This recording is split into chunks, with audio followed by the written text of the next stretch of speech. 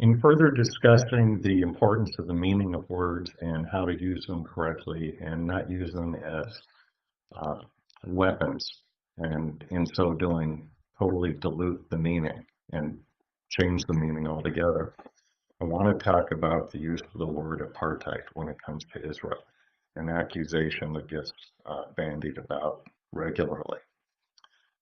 The definition of apartheid is that it is a legalized and systemized system of racial segregation.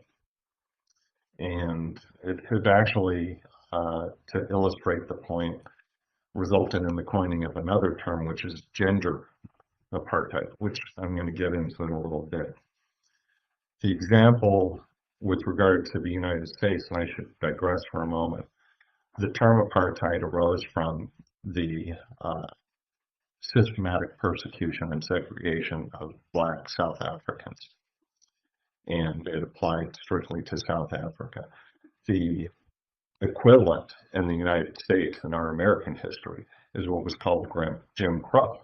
Under Jim Crow laws, Black Americans were denied voting privileges and citizenship. I'm talking after slavery, of course, but they couldn't vote and they could not participate meaningfully in society up until the Civil Rights Movement, and of course even for a long time after.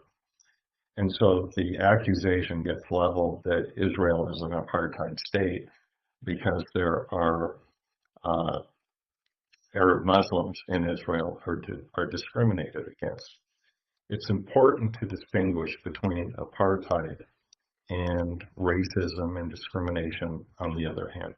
There is no society known to man that does not experience prejudice and racism.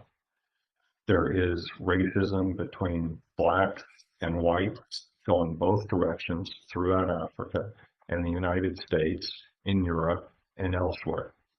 There is tension and racism between various ethnic groups within general groups, among Asians, for example, among different Hispanic groups, and so forth. Prejudice is unfortunately just a reality of life, but that's not the same as apartheid. In Israel, apartheid does not exist. Yes, there is prejudice. Yes, there are instances of discrimination and mistreatment. But Arabs in Israel, Muslims in Israel participate in all aspects of life. They have access to all kinds of employment and jobs. They occupy every position, including in the Knesset, which is the legislative branch of the Israeli government. In other words, the equivalent of our Congress in the United States. They serve as judges, they work as doctors, lawyers, every aspect of life.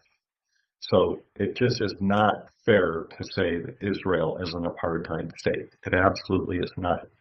They vote, Arab Israelis vote, so it's not apartheid. Now I mentioned the term gender apartheid. And I don't know who and when it was coined, but if you look it up in the dictionary, you'll find it.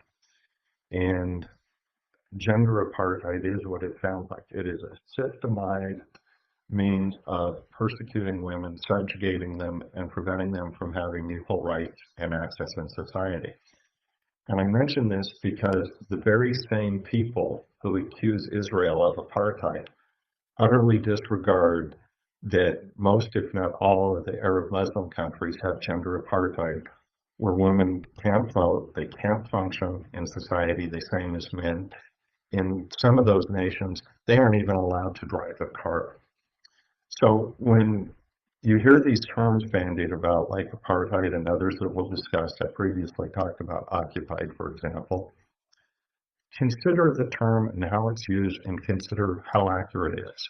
And bottom line, do a critical deep dive and consider the facts and the nuances and come to your own conclusion. Don't just accept a simple one-word term as being definitive and descriptive of the truth without considering the real facts. And borrowing again from Martin Luther King, who I talked about in previous videos, engage in critical thinking. I'm not asking you to take my word for these things. In fact, to the opposite, I'm asking you not to take my word. I'm asking you to be curious, to be inquisitive, and to go do your own research and come to your own conclusions.